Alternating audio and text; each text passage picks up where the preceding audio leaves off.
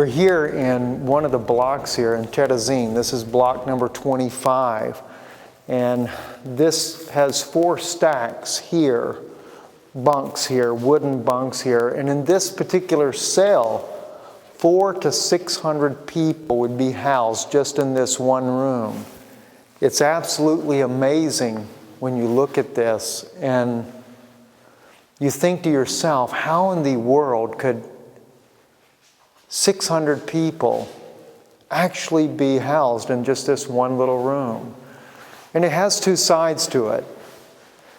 As you come to this side over here, there's one small heater that's supposed to heat a room this size, which is definitely not possible at all. But to think that they actually put that many people in here. They have 2 tables here, like picnic tables for, I guess, what little bit of eating they would do in here, or who knows what all. But it just has a very eerie feeling. 2 little bathrooms there. They have about 8 sinks for being able to wash hands. I mean, could you imagine 400 to 600 people in a room this size? It's unbelievable just exactly the evil that the Nazis could do. But you know, it wasn't only the Nazis, it was also as well, you had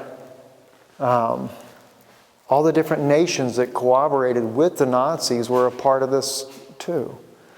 When we first come in here into this particular concentration camp here at Terezin, there's grave markings outside of the concentration camp here, and you'll notice there's a cross as well as the Star of David. And the cross was very interesting because my father-in-law was explaining to me as he had read the history about Terezin that they were looking for any Jew that married a Christian.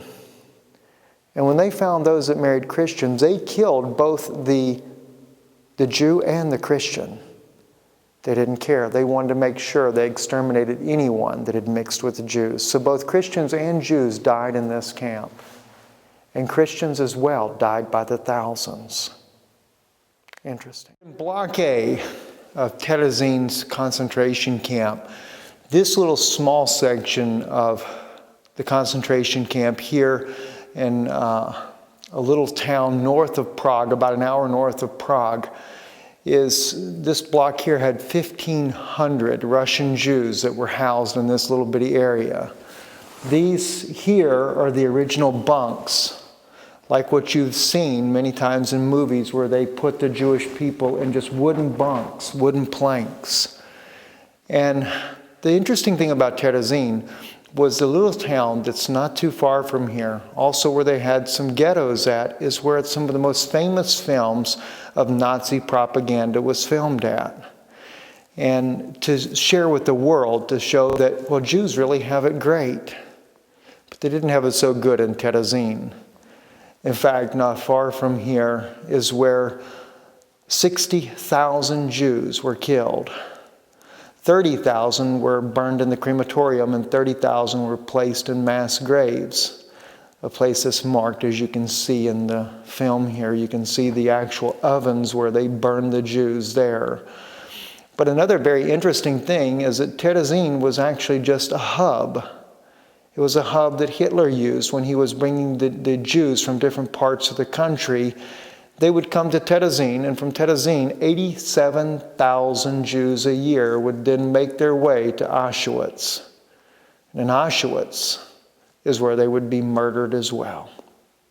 It's a hard life, and when you see the barracks and the conditions that they lived in here, much worse in Auschwitz, of course, but just wooden floors, everything's old and dilapidated.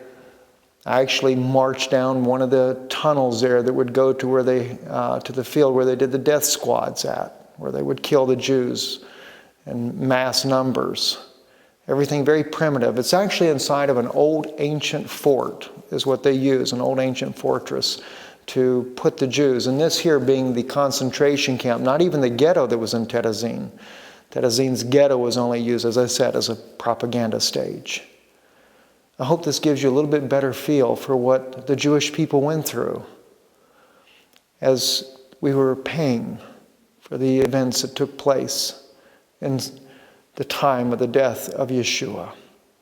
He did make us reap what we sowed. Our forefathers said, let his blood be upon us and upon our children. And we did reap. We reaped what we sowed. We reaped for the sins of our fathers. Yet at the same token, that blood was placed upon us as a token to cover us, as a means of a sacrificial life. His blood became our sacrifice for the next 2,000 years. No wonder why Jesus said, Father, forgive them. They don't know what they're doing. And therefore our fathers paid dearly so that the gospel of Jesus Christ could be preached to all the world. Soon, what we see here will fade into history, and we will find out who the Messiah really is. I'm Stephen Ben-Nun from Terezin, north of Prague, Czechoslovakia, concentration camp Terezin.